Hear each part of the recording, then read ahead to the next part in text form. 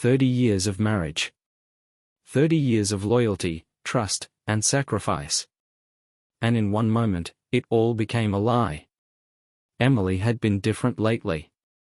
At first, it was subtle. A new perfume she didn't bother to explain. Excuses about late nights at meetings or events that seemed to conveniently fall on the same nights every week. But what really caught my attention was her phone. She used to leave it lying around the house. Now, it was always in her hand, or worse, face down on the counter. I should have confronted her weeks ago. But confrontation without proof is a game for weak men. I waited, I observed, and then the truth came to me, uninvited. Friday night, I was in my office going through invoices when my phone buzzed. A message from an unknown number. Check this out. Attached was a photo of Emily sitting in the driver's seat of a car I didn't recognize. A man leaned into the window, grinning like a predator. She wasn't laughing, no.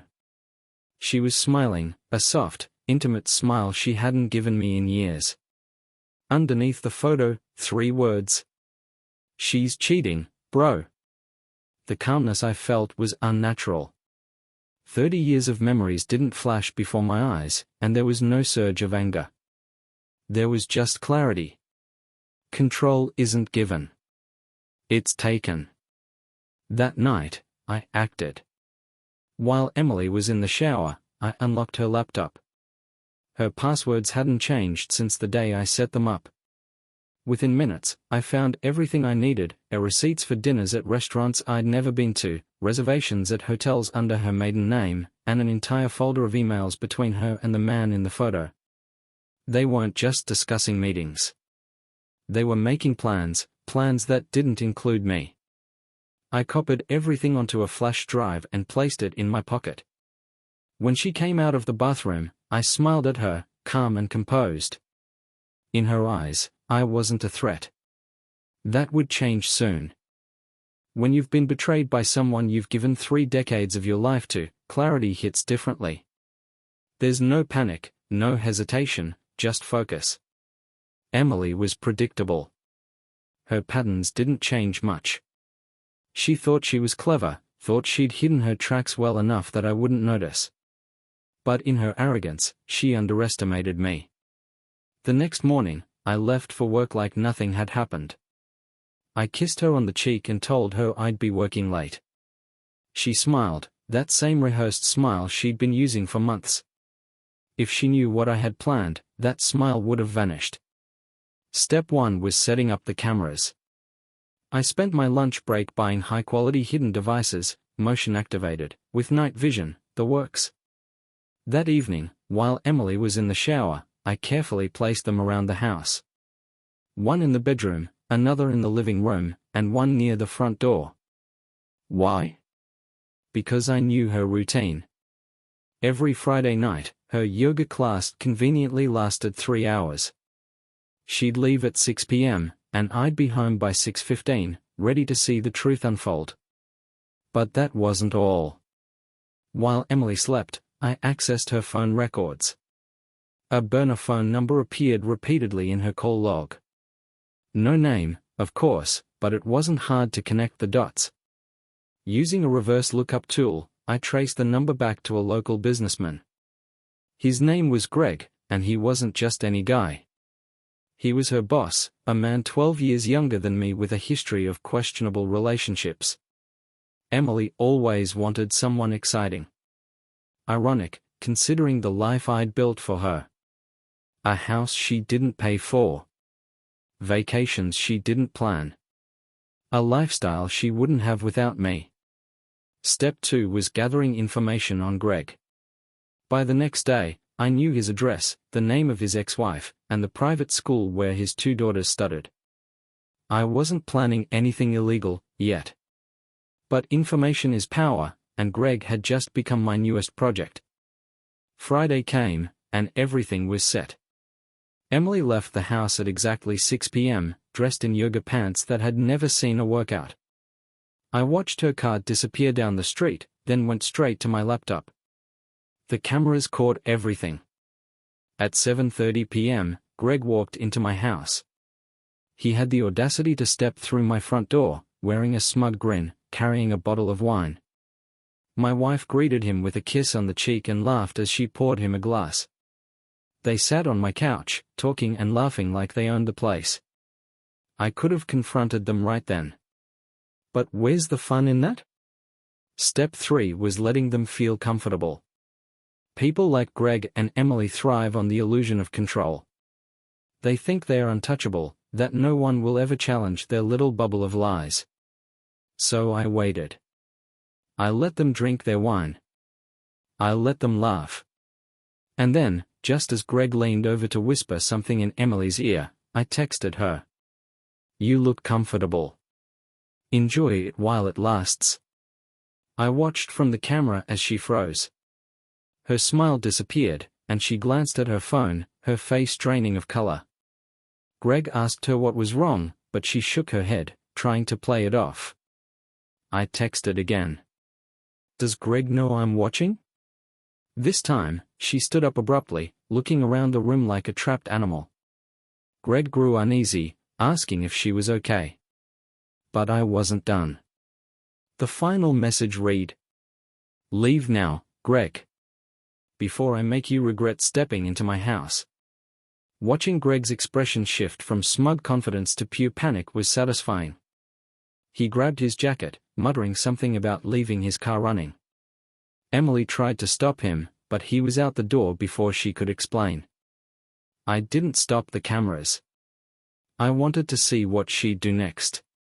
She paced the living room, calling him repeatedly, but Greg didn't answer. Then she sat on the couch, burying her face in her hands. Control isn't about rage or violence. It's about strategy. And this was only the beginning. Control isn't taken with force, it's taken with patience. And I had all the time in the world. Greg thought he was safe. Men like him always do. They think their charm and charisma make them untouchable. But the truth is, every man has a weakness. I just needed to find his. The first step was simple, and make him notice me without realizing who I was. It didn't take long. Greg's business was flashy, all show and no substance. His office was in the center of town, a glass fortress meant to display his success. I knew he'd recognize my face, but not in a way that would make him suspicious. Monday morning, I walked into his office building dressed like a client, tailored suit, polished shoes, the works. I booked an appointment under a fake name and waited in the lobby, my flash drive burning a hole in my pocket. When Greg came out to greet me, his grin was as fake as his personality. "Mr. Franklin. Pleasure to meet you.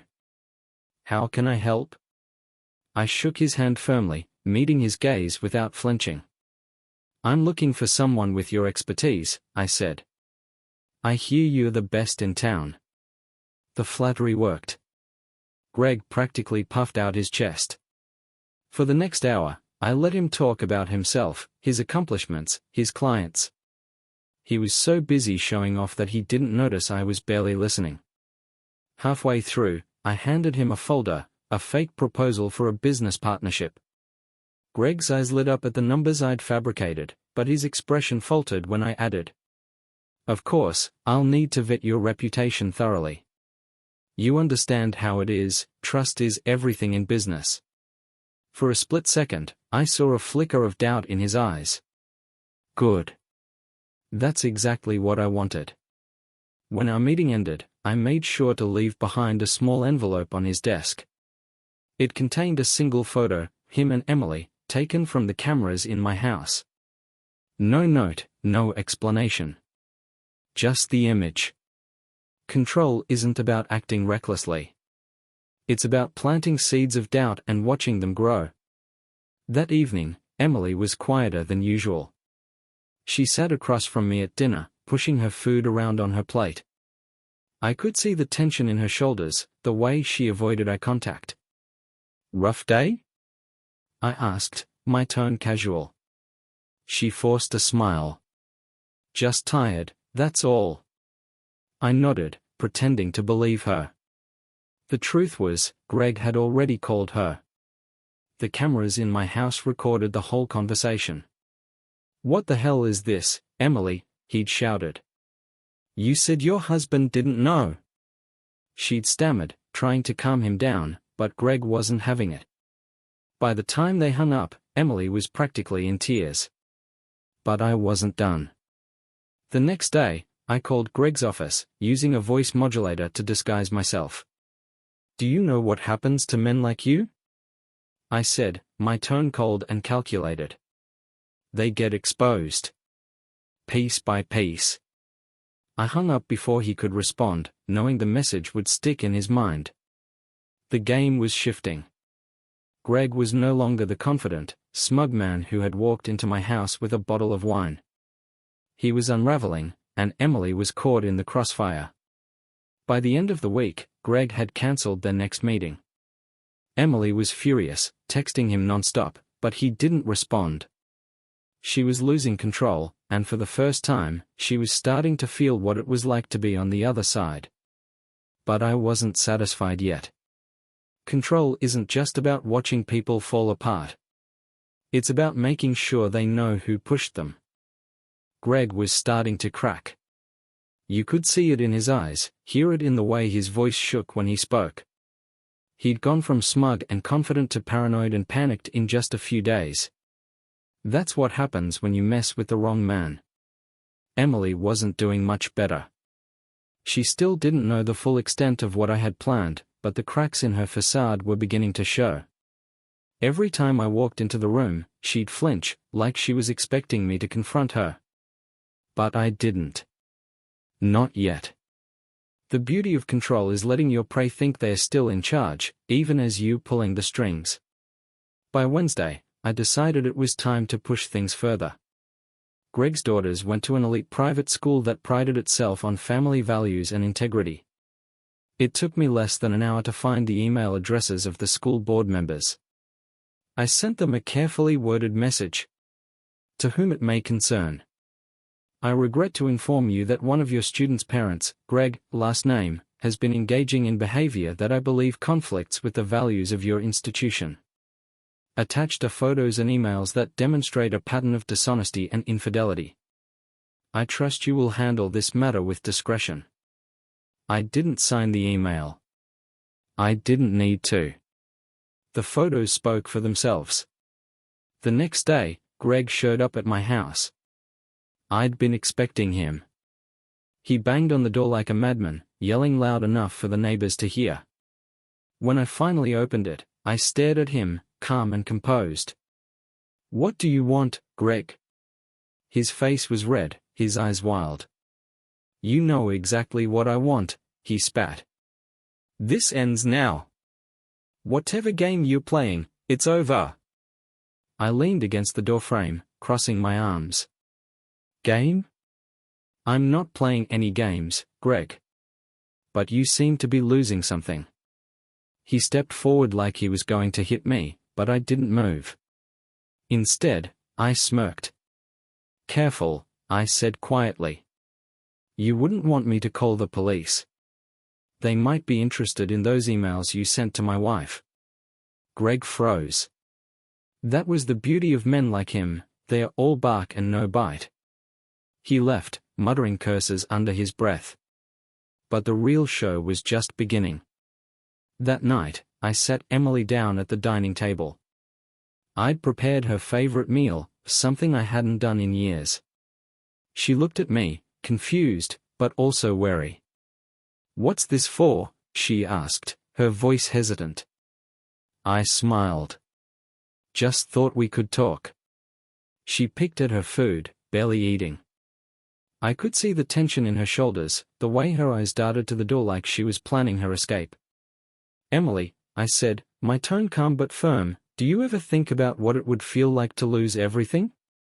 Her fork clattered against the plate. "What are you talking about?" she asked, her voice trembling. I leaned forward, my smile fading. "I mean your job, your friends, your reputation. What would happen if the people you care about knew who you really were?" She stared at me, her face pale. "You wouldn't," she whispered. I sat back, my expression neutral. You don't think I would? After everything you've done? Try me. For the first time, I saw real fear in her eyes. She didn't say another word. After she went to bed, I sent the next email. This one was to her company's HR department. It included screenshots of her emails with Greg, along with a note. As a concerned party, I thought you should be aware of an inappropriate relationship between two of your employees. I trust you will investigate this matter thoroughly. By Friday, Greg had been called into his boss's office for a disciplinary discussion. Emily received a notice from HR about an internal review. The beauty of control isn't just destroying your enemies. It's making them destroy each other. Control isn't about shouting or pointing fingers. It's about precision, timing, and knowing exactly where to strike. And tonight, I was ready to make my next move. By Friday evening, everything was in place. I had spent the past week carefully setting the stage for what would come next. Greg was already teetering on the edge of collapse. Emily wasn't far behind, with her HR review looming over her. Now, it was time to tighten the noose. I invited a few of Emily's closest friends over for dinner, making sure to include couples who also knew Greg through work. She didn't question it, she thought I was trying to rekindle our social life. It was pathetic, really, how easily she bought the lie. When the guests arrived, I played the perfect host. Laughter and wine flowed freely, and Emily finally seemed to relax. She probably thought she was safe, that the worst was behind her. She was wrong. Halfway through the evening, I tapped my glass to get everyone's attention. I just wanted to say how grateful I am for all of you being here tonight, I began, smiling warmly. It's been a challenging few weeks, but having friends like you makes everything easier. The room murmured with agreement. Emily beamed, clearly proud of the facade we'd managed to maintain. In fact, I continued, I'd like to share something with you all. A little family project Emily and I have been working on. Her smile faltered. She glanced at me, confused. Tom, what are you?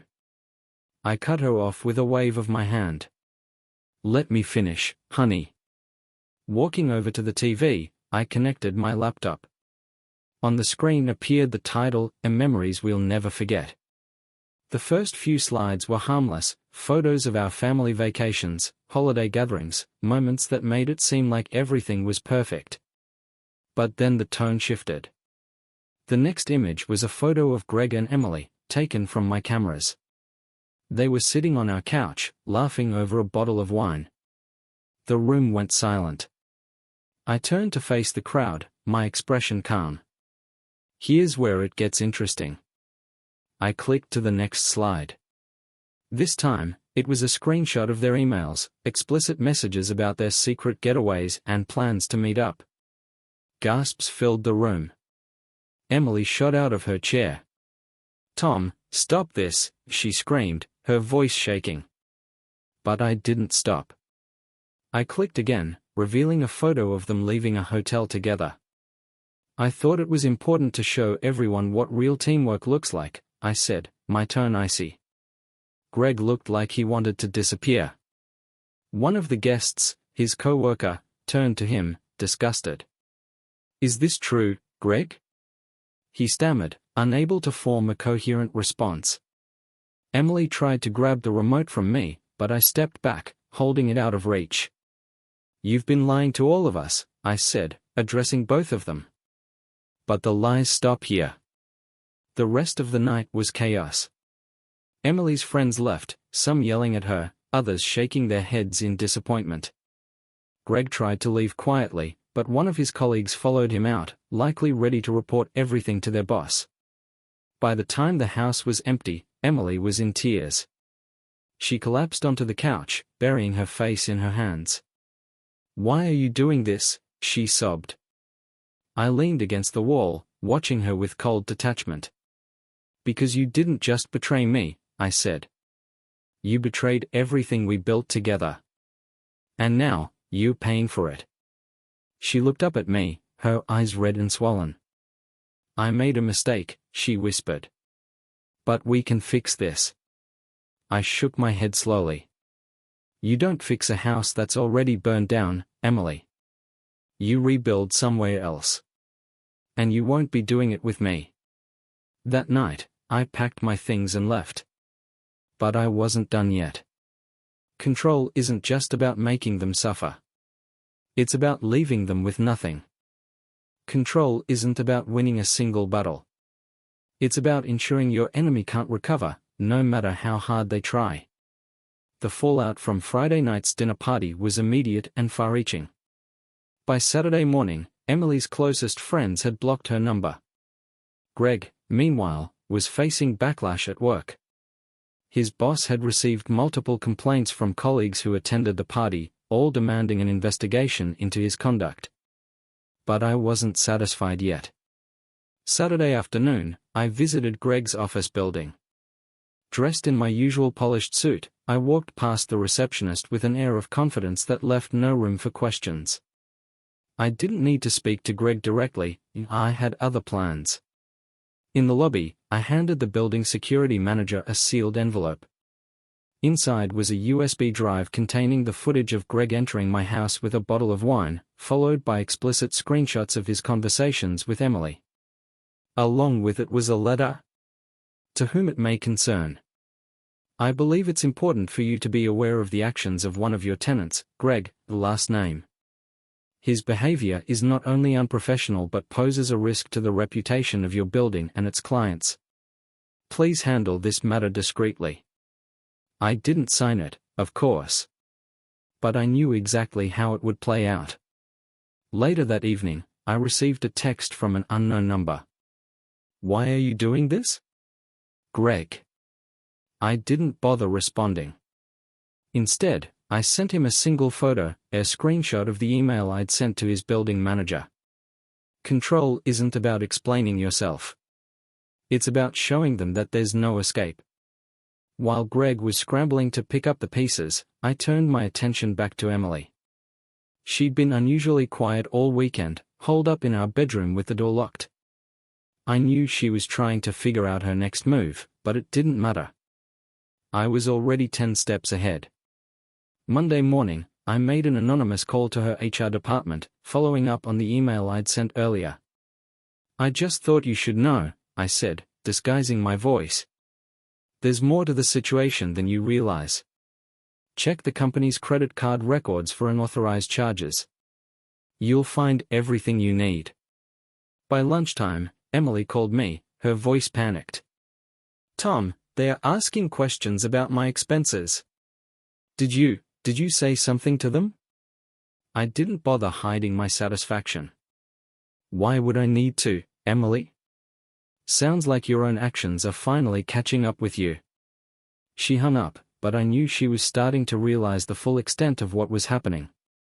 Greg, meanwhile, was losing control of his personal life.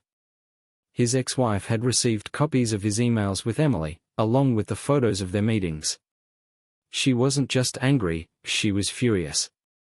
By Wednesday, she'd filed for sole custody of their daughters, citing his immoral behavior as grounds for the request. That evening, Greg showed up at my house again. This time, he didn't bother knocking. He barged in, his face pale and his hands shaking. "You're ruining my life," he shouted, his voice cracking. I didn't flinch. I didn't even raise my voice.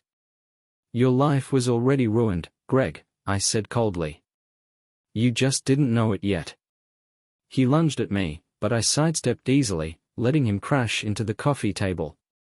"Get out of my house," I said, my tone steady. "Before I call the police." He didn't argue. He just stumbled to his feet and left, slamming the door behind him. By Friday, both Emily and Greg were completely isolated.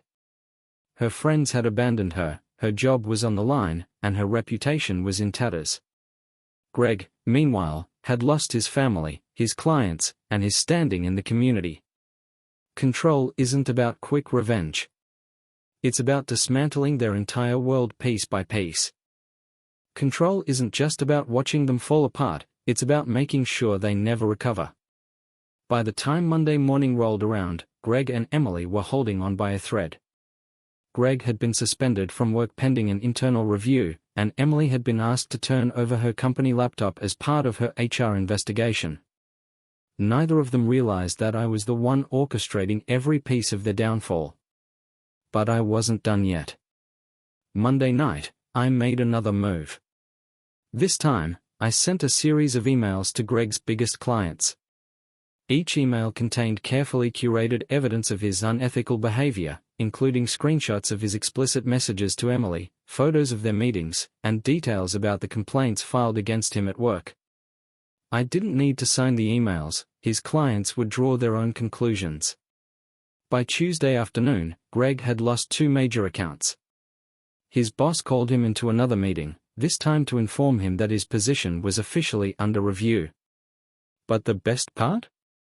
Greg didn't even know it was me. While Greg was busy scrambling to save his career, I turned my attention back to Emily. I'd been waiting for the right moment to confront her directly, and now I had everything I needed. That evening, I walked into the living room, where she was sitting with her laptop, frantically typing away. She didn't even look up when I entered the room. "Busy night?" I asked, my tone casual. She flinched, her fingers pausing over the keyboard. "Just trying to catch up on work," she said, her voice tight. I walked over and sat down across from her, placing my phone on the coffee table between us. "I think it's time we talked," I said. Her eyes darted to my phone, then back to me. "About what?" I unlocked the phone and opened a video. It was footage from one of the cameras I'd hidden in the house, specifically, the one that showed her and Greg laughing together in our living room. I pressed play and leaned back, watching her reaction. Her face went pale. "Tom, I can explain?" I raised a hand to stop her. "Don't. This isn't about explanations, Emily. This is about consequences." She stared at me, her mouth opening and closing like she didn't know what to say. "I trusted you," I continued, my voice cold. "I gave you everything. And this is how you repay me? By bringing that man into my house? By laughing behind my back?" Tears filled her eyes, but I didn't let up. "Do you know what I've done this past week? While you've been sneaking around with Greg, I've been cleaning up your mess. Your friends? They don't want to see you again. Your job? Hanging by a thread. And Greg? He's one bad decision away from losing everything." She covered her face with her hands, sobbing. "Please, Tom," she whispered. "I'll do anything. Just, please don't leave me." I leaned forward, lowering my voice to a dangerous calm. "Oh, Emily. I'm not leaving. You are." Her head snapped up, her tear-streaked face filled with confusion. "What?" I stood up, towering over her. "You think I'm going to let you stay here after everything you've done? This is my house, my life, and you're no longer part of it." I pulled an envelope from my pocket and dropped it onto the coffee table. Inside were divorce papers, already signed. "You'll find instructions on how to collect your things," I said. "You have 48 hours to pack and leave. If you're not gone by then, I'll make sure the police escort you out." She sat there, stunned, as I walked away. But I wasn't done yet. That night, I sent Greg one final message. It was a photo of the divorce papers, along with a single line. "She's all yours now." Control isn't just about winning. It's about making sure they lose everything. Control isn't about taking everything away at once. It's about stripping it piece by piece until there's nothing left. Emily spent the next 24 hours packing her things. I didn't help her. I didn't even speak to her. She moved around the house like a ghost, her shoulders hunched under the weight of what she'd done. Every once in a while, she'd glance at me, hoping for a shred of mercy. she found none. Greg, on the other hand, was spiraling. His boss had officially suspended him without pay, and his biggest clients were jumping ship faster than he could stop them. I hadn't even played my final card yet. Tuesday afternoon, I made another anonymous call, this time to Greg's ex-wife. "You deserve to know what kind of man Greg really is," I said, my voice low and steady. "Check your email. Everything's there." And it was. I'd sent her copies of the emails, photos, and videos that painted a very clear picture of Greg's infidelity and manipulation. Within hours, she filed for full custody of their daughters, citing his immoral behavior and inability to provide a stable environment. That evening, Greg showed up at my house again. This time, he looked worse than before, disheveled, desperate, and clearly on the verge of breaking. He banged on the door until I opened it. "Tom," he started, his voice hoarse, "I need to talk to you." I crossed my arms, leaning against the doorframe. "You've got 2 minutes." He hesitated, then stepped closer, lowering his voice. "Look, I get it. You're angry. But we can fix this. You don't have to keep doing this." I raised an eyebrow. "Fix this?" I repeated, my tone laced with disbelief. "You think this is something you can fix? You walked into my house, sat on my couch, drank my wine, and laughed with my wife. You didn't just cross the line, Greg, you obliterated it." He opened his mouth to respond, but I cut him off. "And now you want mercy? You don't get mercy, Greg. You get exactly what you deserve." I stepped back and slammed the door in his face. But the best part was yet to come. Wednesday morning, I visited the private school where Greg's daughters were enrolled. I didn't need to do much, just leave a package at the front desk. Inside was a letter, detailing Greg's actions, along with printed copies of the evidence. I knew the school board would take it seriously. They prided themselves on upholding the highest moral standards. By Thursday, Greg's daughters had been removed from the school. His ex-wife wasn't wasting any time. Meanwhile, Emily's life was unraveling even faster. The HR investigation at her job had uncovered a series of unauthorized charges on the company credit card, fancy dinners, hotel stays, and even shopping sprees. She was called into a meeting with her manager and the HR director, where she was forced to explain herself. I'd made sure she couldn't. When she came home that evening, her face was pale, her eyes rimmed with red. She dropped her bag on the floor and sank onto the couch, burying her head in her hands. "They fired me," she whispered, her voice barely audible. I didn't respond. After a long moment, she looked up at me, tears streaming down her face. "Are you happy now?" I met her gaze, unflinching. "Not yet." That night, I finalized my last move.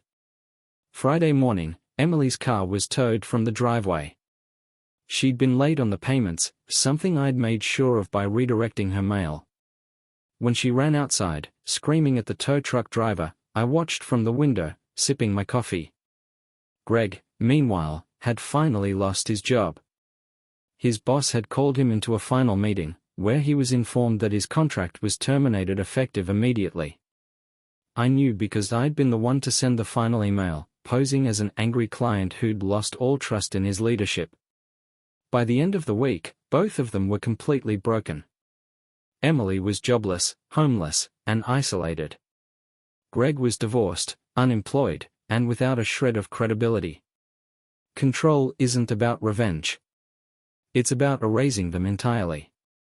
Control isn't just about taking everything away, it's about ensuring they feel every ounce of pain they've caused. By the time Friday rolled around, Emily and Greg were already living on borrowed time. Emily was packing her things in silence, her shoulders sagging under the weight of her shame. She had no friends left, no job, and nowhere to go. Meanwhile, Greg's life was unraveling even faster. His ex-wife had taken full custody of their daughters, his name was plastered all over social media alongside headlines like "Local Businessman Scandal Uncovered," and his last remaining clients had dropped him. But I wasn't finished. Late Friday afternoon, I sent them both a message, disguised under the pretense of reconciliation. The email was simple. We need to talk. Both of you. Tonight at 7 p.m. The diner on 5th Street. It didn't take much convincing. Desperate people will cling to any chance to save themselves. Greg arrived first. He looked like a man who hadn't slept in days. His suit was wrinkled, his tie loosened, and his eyes darted around the room like a hunted animal. He spotted me in the far booth and hesitated before approaching. "What the hell is this about, Tom?" he muttered, sliding into the seat across from me. I didn't answer. I simply leaned back, my expression unreadable.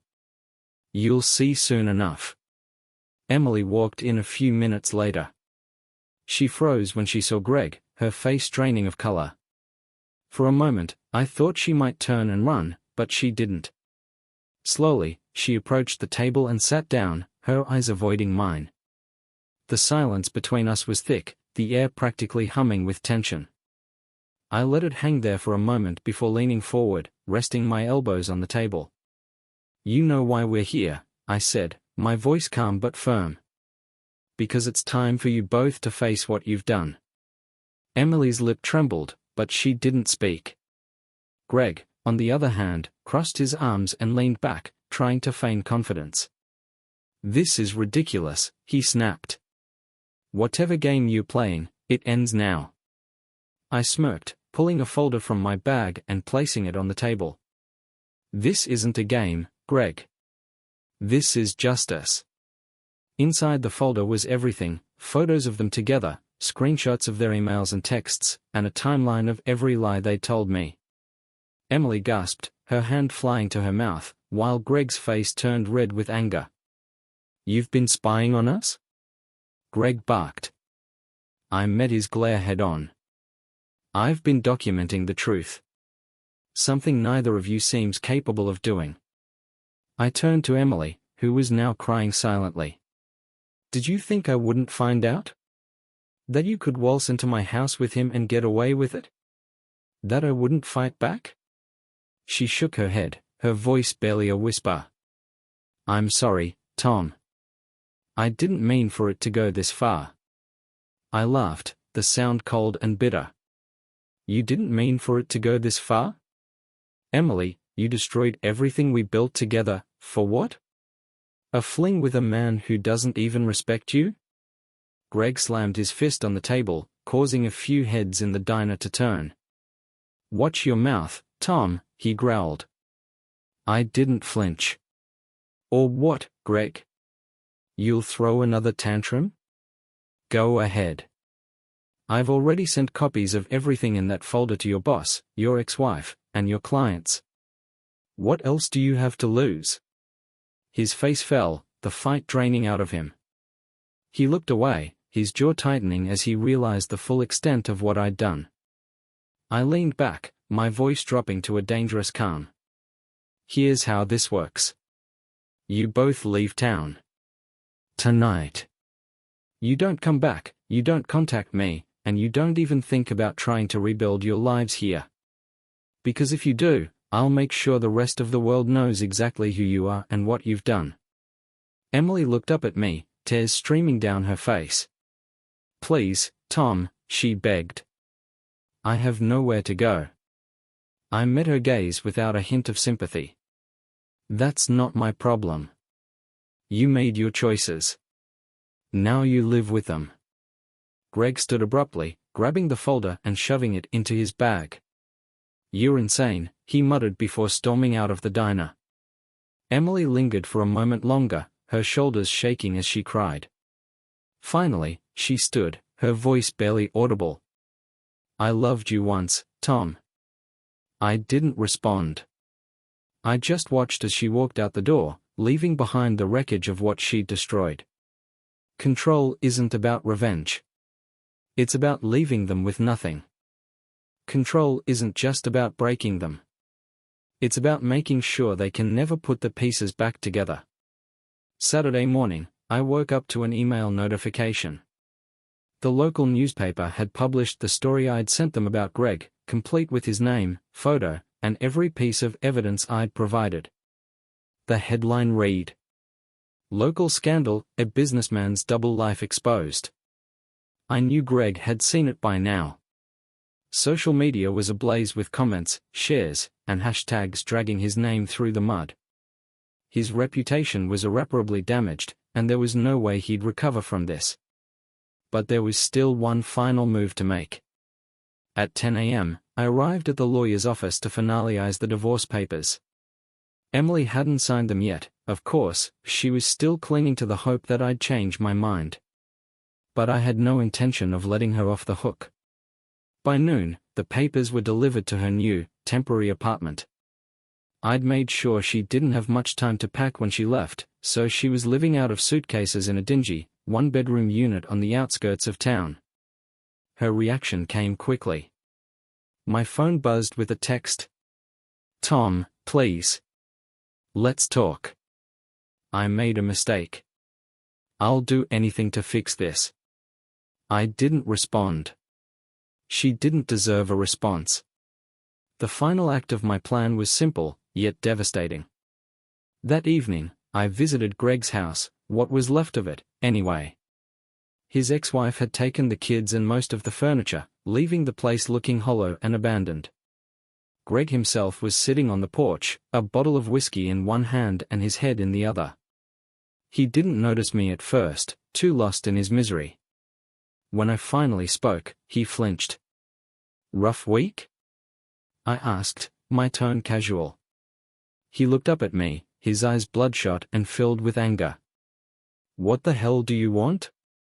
I stepped closer, my voice dropping to a dangerous calm. "To finish this." I tossed an envelope onto the table in front of him. Inside were printed screenshots of every email he'd sent to Emily, every photo of their meetings, and every piece of evidence I'd used to ruin him. "This is everything," I said. "Everything that destroyed your life. I want you to take a good, long look at it." Greg didn't move. He just stared at the envelope, his jaw clenched. "Why?" he finally muttered. I smirked, leaning closer. "Because you need to understand something, Greg. You didn't lose because I'm smarter or stronger than you. You lost because you thought you could get away with it. You thought I wouldn't fight back." I straightened up, stepping back toward my car. "Enjoy the rest of your life, Greg. What's left of it, anyway." As I drove away, I felt a sense of finality. But there was still one loose end to tie up. When I got home, I opened my laptop and accessed the private account I'd been using to store all the evidence. With a single click, I deleted everything, every file, every photo, every email. It was over. Emily and Greg were finished, their lives left in ruins. But I wasn't going to let their betrayal define me any longer. Control isn't about holding on to the past. It's about knowing when to let go.